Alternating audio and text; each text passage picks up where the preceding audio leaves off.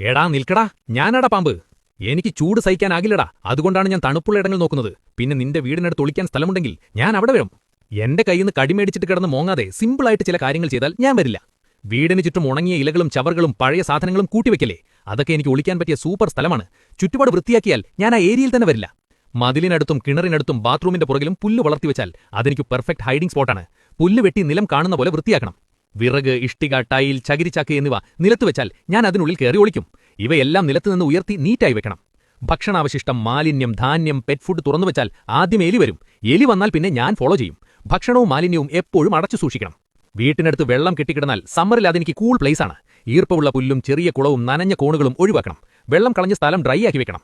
ചെരുപ്പ്, helmet, bag, പഴയ വസ്ത്രങ്ങൾ പുറത്തോ സ്റ്റോർ റൂമിലോ ആണെങ്കിൽ നേരെ എടുത്ത് ഉപയോഗിക്കരുത്. ആദ്യം നന്നായി പരിശോധിച്ച് നോക്കണം. ഇല്ലെങ്കിൽ സർപ്രൈസായി ഞാൻ എൻട്രി തരും.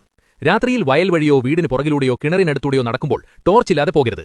വെളിച്ചമടിച്ച് നിലം നോക്കി നടക്കണം. വീട്ടിൽ പാമ്പിനെ കണ്ടാൽ ഹീറോ ആകാൻ ശ്രമിക്കണ്ട. ട്രെയിൻഡ് റെസ്ക്യൂറിനെ അല്ലെങ്കിൽ ഫോറസ്റ്റ് റെസ്ക്യൂ ടീമിനെ വിളിക്കൂ. അവരാണ് സേഫായി എന്നെയും നിങ്ങളെയും രക്ഷിക്കുന്നത്.